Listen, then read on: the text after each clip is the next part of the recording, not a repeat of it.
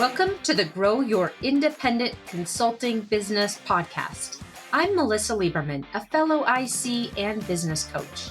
On this podcast, I teach you to become a consistently booked independent consultant without becoming a pushy salesperson or working 24/7. If I can do it, you can too. Listen on to find out how. Welcome to episode 258 of the Grow Your Independent Consulting Business podcast. This is Melissa Lieberman, and today we're here to talk about self-retention. Self-retention for you as an independent consultant so you can build a business that you want to stay in. I'm so excited for this topic. I think it's so important. And honestly, I don't know that I've ever heard anyone talking about self-retention specifically, or especially in this way. Of course, we've talked about it in a lot of different ways on this podcast and others, but to me, this is so important. And I was thinking about it as I was writing this episode. There are no data points that I can find that are specific to what is the average lifespan of an independent consulting business. You can definitely find data points on the average lifespan of a small business, or how long do small businesses typically last. You can find even MBO Partners has a data point on how long has the average independent consultant been in business, which the answer to that from their last study, I think, is 9 years.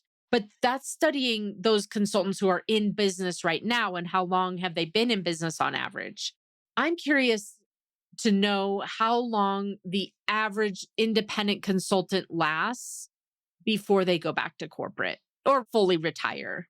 Again, I cannot find data points on this. It would be a great study to have, but in the absence of data points, we've got to go off of anecdotes. And anecdotally, what I see in talking to so many consultants, this is what I do for a living all day long, is live and breathe and talk to independent consultants.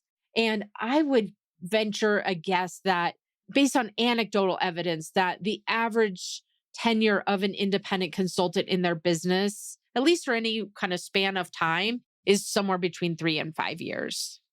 So if you're brand new to consulting, know that this is not a business that everyone lasts in, that it takes a lot of intentionality and purposefully running your business to succeed. And if you're someone who's lasted longer than 5 years, know that honestly, this is not a business for the faint of heart. And I would have to guess that you're in the top 10 of all independent consultants out there in terms of your ability to figure out how to run this type of business model. Again, I'm completely making up these numbers based on anecdotes, but it's really important because no matter how long an average independent consulting business lasts, no matter what that actual number is, if someone were to do the study, the point is that we want yours to last. We want you to be able to self-retain so you do not feel forced to go back to a corporate role. Now, of course, if you want to go back to a corporate role and truly want that, not just feel resigned to it, not just talk yourself into it, not just feel like it's your only option, not justify it for yourself, but truly want to go back to corporate, then all for it, right? But for most of us who go back, that's not the case. We feel forced back for whatever reason. And it's my strongest belief, and quite frankly, my life's mission, that absolutely no consultant should have to go back to corporate unless you truly want to. And we want to set you up and your business up so you don't feel forced to make that hard choice.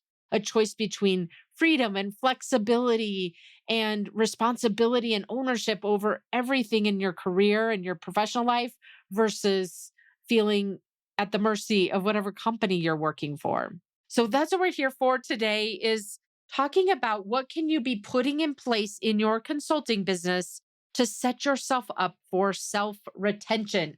Let's retain you in your own business so that you've got your top talent still on the roster. Okay, let's talk about the agenda and then we'll dive in. First, I'll share with you the companion resource that goes with this episode. Then we'll talk about what is self-retention. It's fairly obvious, but I always like to get on the same page. So we'll talk about what is self-retention, why is it important? And then I will share with you 5 retention strategies that you want to be thinking about and implementing very explicitly in your business, not only to retain yourself as top talent, but quite frankly, to make it an enjoyable, lucrative, fulfilling experience. So we'll go through each one of those one by one. You may want to grab your notebook because I'm going to be asking you a lot of questions that you'll think through as you're coming up with your own self retention strategy. And then we'll wrap it up today with a couple of ideas that I want to give to you to put this episode into action. I'm excited for those. So stay tuned to the end. Or, sorry, I just gave it away. The companion resource that goes with this episode is my book, Grow Your Consulting Business, the 14-step roadmap to make your independent consulting business a reality. And this is rather your consulting goals a reality. This is a 14-step process where I've heard so many people tell me that they've got it. They've purchased the hard copy book, which is on Amazon, and have gone through it painstakingly. I think there's even a few book clubs out there going through it painstakingly, doing the exercises, answering the questions, like putting in a really strong business model and a way of operating your business so that you can set it up for the long term. So if you haven't grabbed it yet, go grab it. It's on Amazon, or you can download the PDF at melissabook.com. And if you have grabbed it and you haven't yet had a chance to leave me a review, I would greatly appreciate it. It helps other people find the book as well. The more reviews you have, the easier it is for people to find you based on Amazon's algorithm. Okay, so with that, let's dive into what is self-retention. So again, probably very obvious, but let's just break this down for a minute and think about this. If you're a leadership coach listening to this is something you do all day long, is think about retention. So how would you apply this to your own business? Or maybe in the past, you've been an excellent manager or leader in an organization. How would you answer this question about retention? What drives retention? I'll answer the question from the perspective of self-retention for this particular business model. Think about it this way. If you were managing a top performer at a company, it would be imperative that you retain that top talent. You would make sure that they were compensated effectively. You would make sure that they were compensated effectively. You would make sure that you were investing in their development.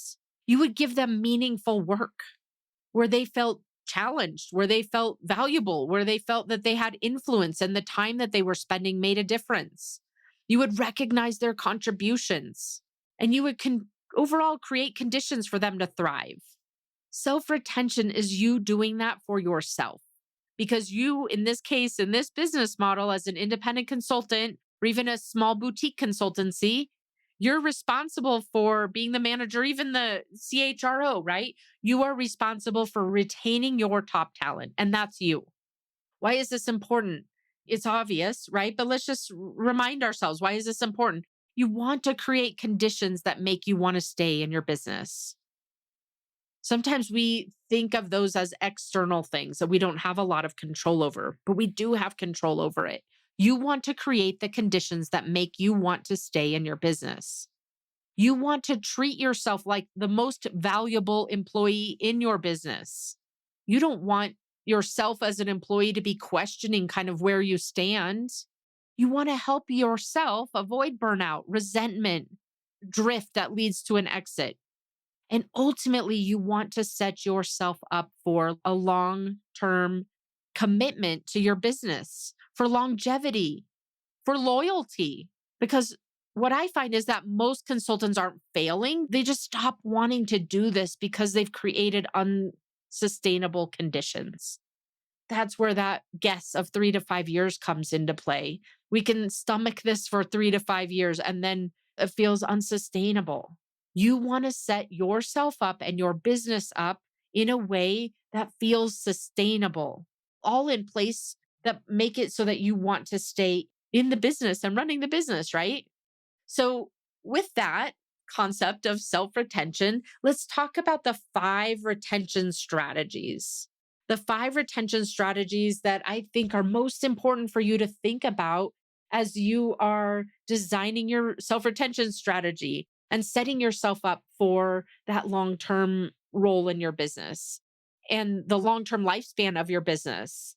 And I think these are really important because sometimes we think that these are not within our control. And so we just ignore them or overlook them. And I want to bring them to your attention because they are in your control and you want to figure out how can they be in your control, not looking at how are they not in your control and therefore ignoring them.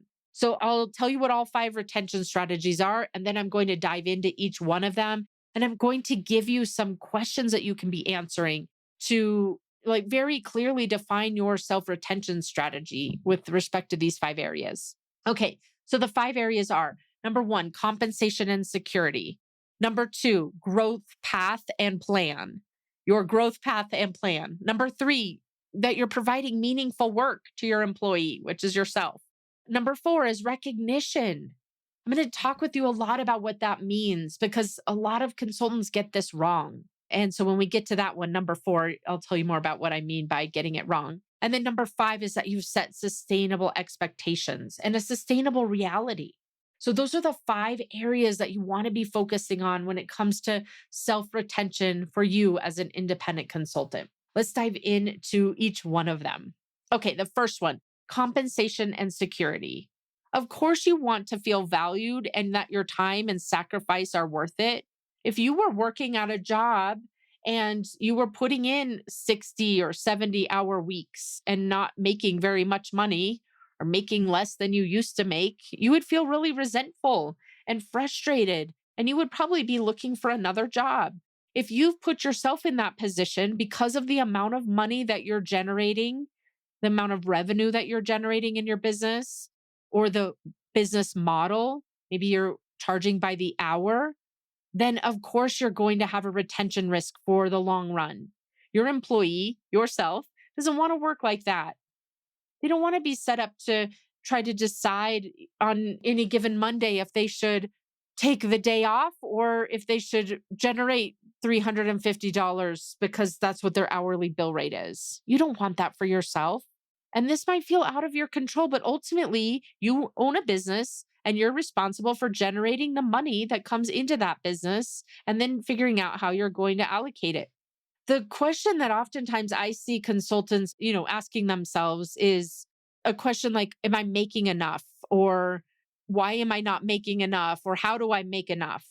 Versus a different way of looking at this, which is how much money does my company need to generate in order for me to compensate my top talent and pay all the other things that need to be paid? Software that makes my top talent's job easier, flights that make my top talents allowed to attend events and able to attend events. Like really asking yourself, what amount do I need to generate in my business to compensate my top talent and really take care of them? Versus how can I make more? Or how can I just make enough? Or how can I replace my corporate salary? Ask yourself the question from a different lens.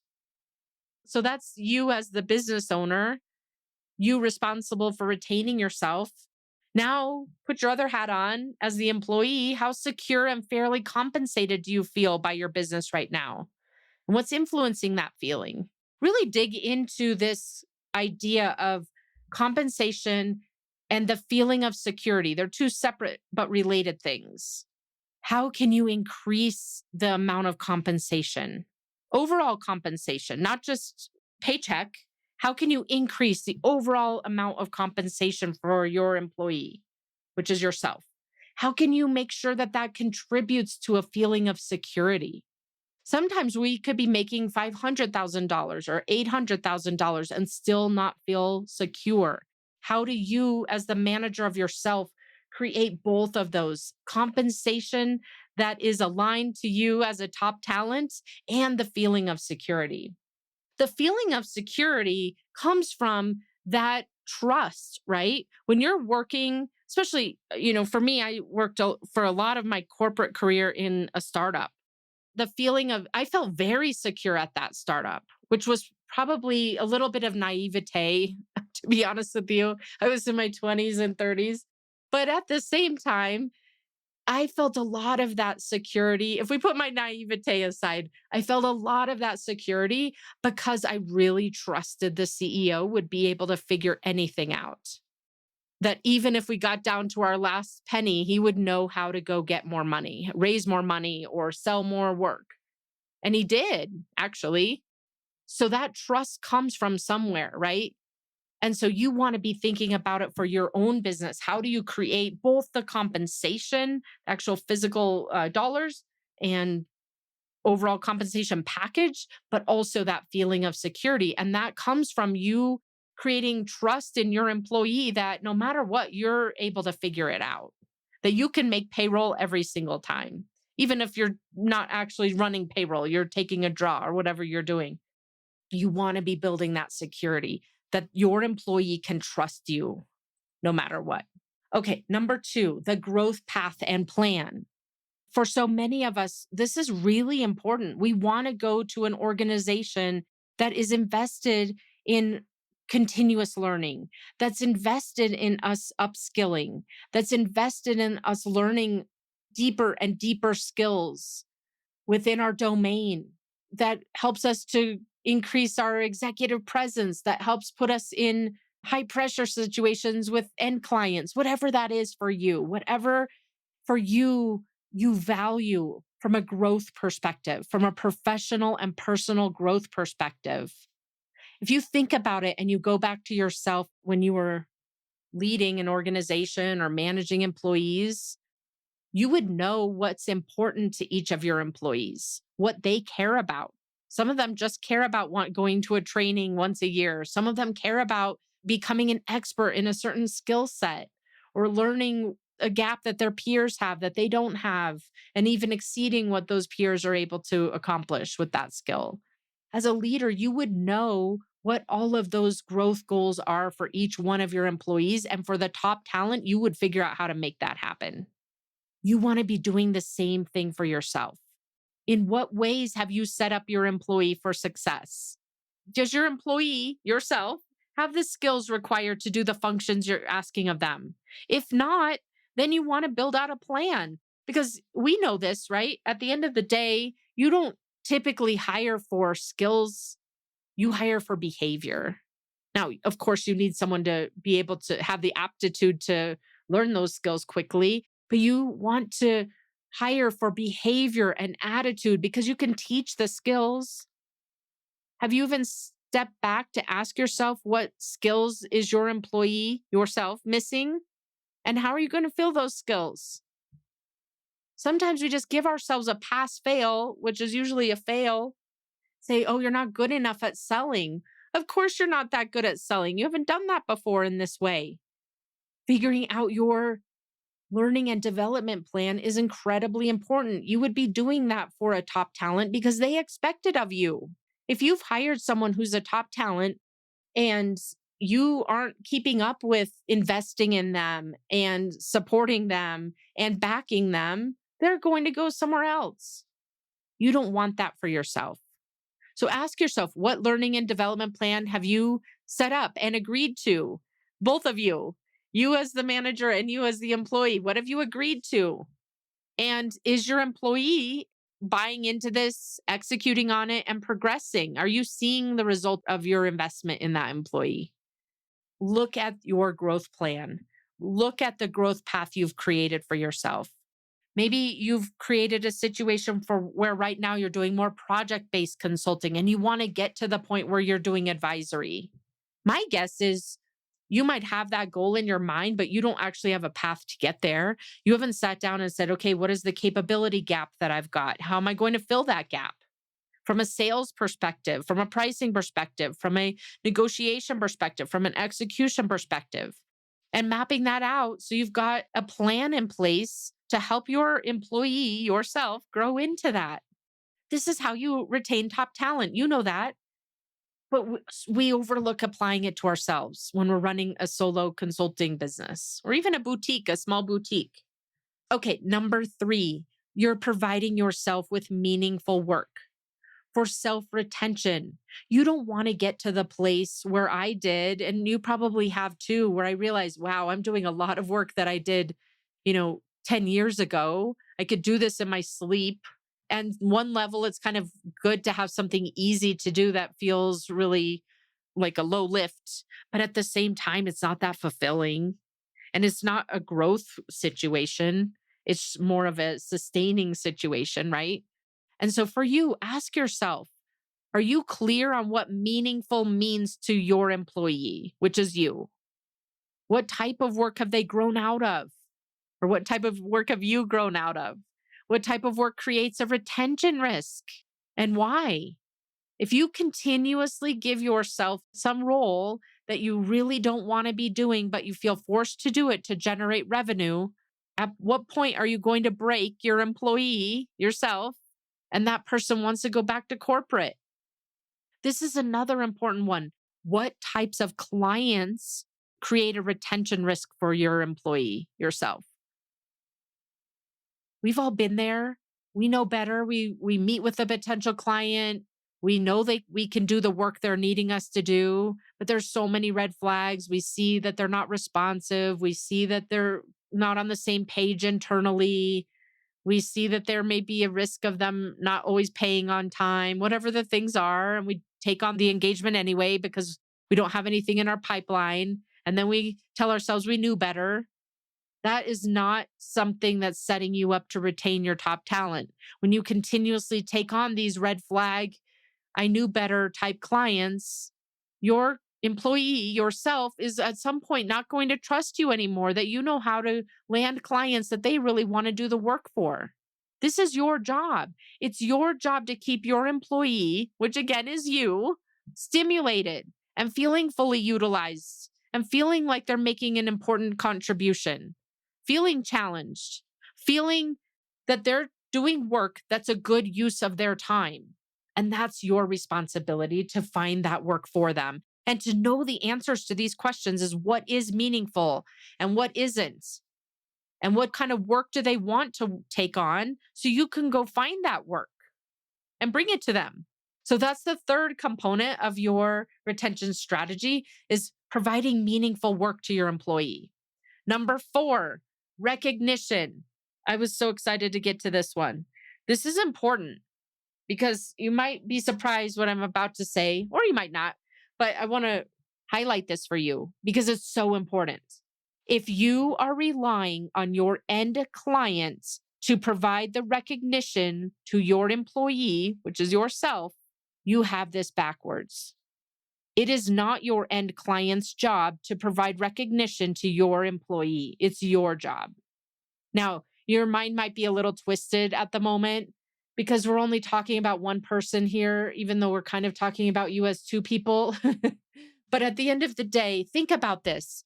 If you're going to engaging with your client on a day-to-day basis, and day after day, the client is really challenging and they don't really thank you for anything. Sometimes you wonder if they're going to end the contract early, or maybe you're doing a great job, but they just don't take the time to say thank you or even help you to know that they appreciate or find what you're doing valuable. If you're relying on that external client to give you those indications, you're relying on the wrong person. It is your company's job to provide that recognition to you. And because you are the only person in your company serving both the manager and the doer roles, it's on you to give yourself your own recognition. If you wait on your clients to provide the recognition, you're creating an internal risk for yourself, an internal retention risk for yourself. Because listen, those clients, they don't provide the recognition when your employee needs it. They don't provide the type of recognition when your employee needs it at the time they need it, right? You're the one who should be really keenly aware of, you know what? I've got a retention issue right now with my employee. They're kind of in a low morale situation. If you had that problem when you were at corporate and you had a top performer who was a retention risk and you realized, you know what? They need some recognition here. They're doing such a good job and they're working with this internal group that's so challenging or with an external client that's so challenging. You would be the one giving them that recognition, giving them that positive feedback, giving them that encouragement. This is the same situation. You don't want to be relying on your external client to be providing the recognition to your employee, which is you. You want to be in charge of that. That is your job. It's your job to know when your employee needs it, what type of recognition your employee needs, that You do it in a way that's believable for your employee, which is you.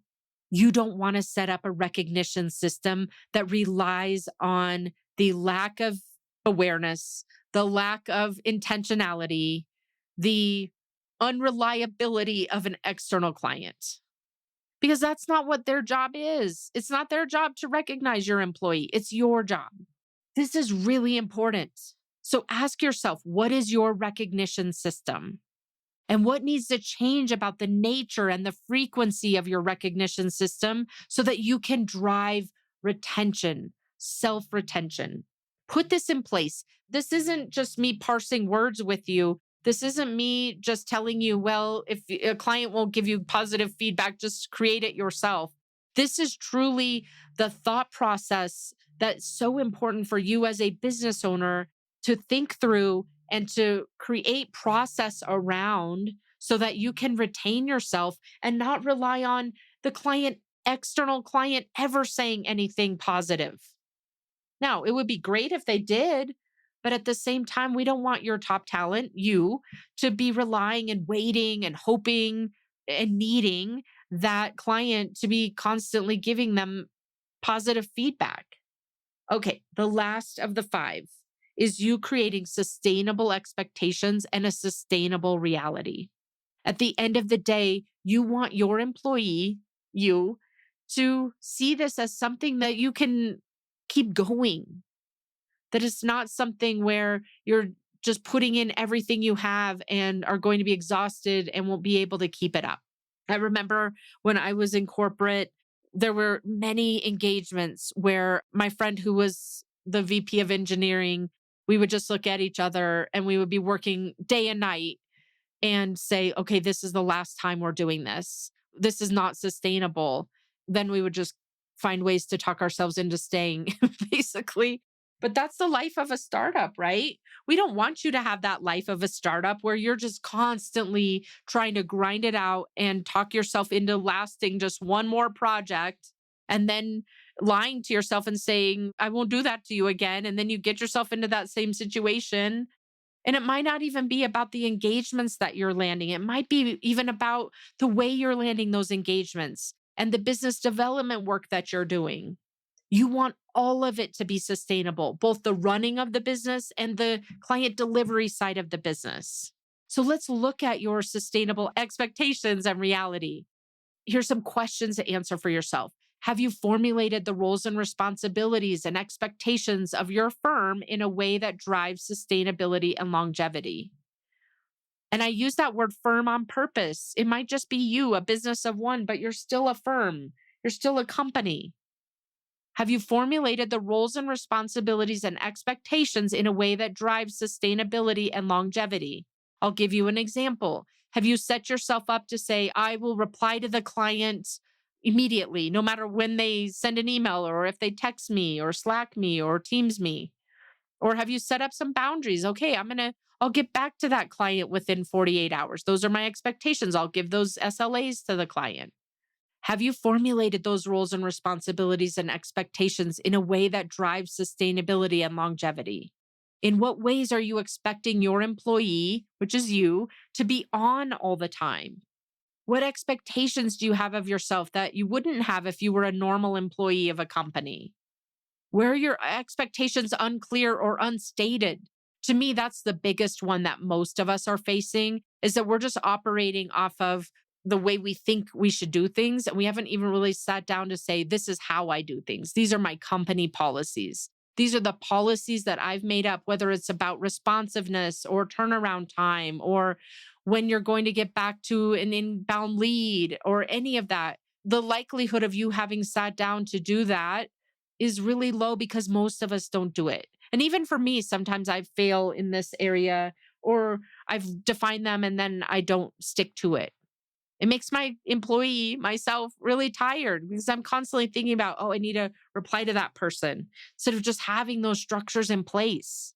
What's the biggest threat to your ability to sustain working on the business? And what can you shift in order to make your business more sustainable? And your employee, again, you, want to stay with you over the long term because it feels sustainable. They want to be loyal. They don't feel forced to. Those are some of the questions that you want to answer for yourself when you're building up your set of company policies, the expectations that you have for yourself, and the reality with which you're operating. Because we could write down nice expectations all day long that feel spacious, but then when the reality isn't match up to that, it doesn't matter, right? So we want to set those for you so that your employee feels like this is a sustainable business that they want to be working in. And it has that autonomy and freedom that were most likely the two of the top reasons that led you to be doing this job or this business in the first place. All right, let's pull all of this together. So I'm going to repeat back to you those 5 areas that you want to be thinking about when you are building out your self retention model. And then I'll give you a next step to put this into action, which I think will be really fun. So the 5 retention strategies are compensation and security, growth path and growth plan, meaningful work is number 3, recognition system. Your recognition system is number 4. And number 5 is your sustainable expectations and reality. So those are the 5 areas that we just went over. And to put this episode into action, what I would recommend that you do is go back through those 5, and we'll have the detailed breakout for you in the full show notes. So you're not going to see it in the podcast player. It's too long. But if you click on the link that says view full show notes, you'll go to a webpage that has all of this broken out for you with the questions that you can go through for each of those 5 categories. And here's what I would recommend for you to put this into action. Go through the exercise of defining those 5 areas a few times, 3 to be specific. Go through that and answer it from a business owner perspective. You're the manager, you're the leader. What of the 5 areas, what policies and approaches and philosophies and frameworks are you putting in place to set your business up to retain top talent? So go through those 5 areas. And again, we'll put the questions in the full show notes. Go through it from a business owner perspective. Then go through it. The second pass will be for you as the employee who is the CRO, the Chief Revenue Officer. You're the person responsible for generating leads and closing business so that your employee, yourself, has those meaningful engagements to work on and that the expectations of engaging with the clients are sustainable. So that's the second pass. Your first pass is going through as a business owner and defining the retention strategy in all 5 areas. Your second pass is going through this as the CRO. And what does this look like as the employee? What growth path do you need in order to be successful and want to retain yourself? What compensation do you want to receive? What recognition do you want to see in order to feel happy and fulfilled? Where you're not relying on closing deals. It's such a fleeting thing. It's a part of your recognition system probably, but not the whole thing. And then the third pass is where you go through this as the delivery consultant. Go through those 5 areas and just define this for yourself. What would it take to retain me in these 5 areas? This is how you can create a holistic picture for yourself. Because right now you're the manager and the leader and also the employee, and you want to be able to have that dialogue between those 2 hats that you're wearing or 3 hats that you're wearing to say, this is what I want. I want to retain you as my top talent. And then to be able to answer, what does that look like? What do you need in order to feel valued, to feel recognized, to feel that you're doing meaningful work? All right. So it's going to require you putting a few hats on, but if you go through it with those 3 passes, going to come up with a really solid, executable, impactful self-retention plan. All right. Thanks for tuning in this week.